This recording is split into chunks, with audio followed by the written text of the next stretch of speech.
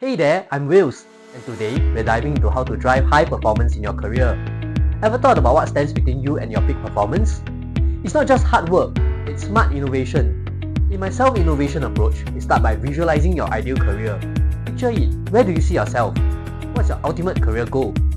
Now, let's get those creative juices flowing. Think outside the box, envision your future and foster innovative thinking. This is your career canvas and you're the artist.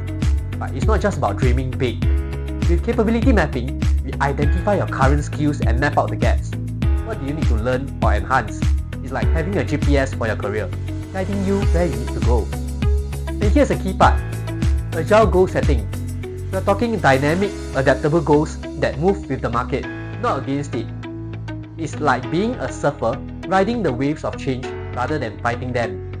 This approach helps you stay resilient and continuously learn.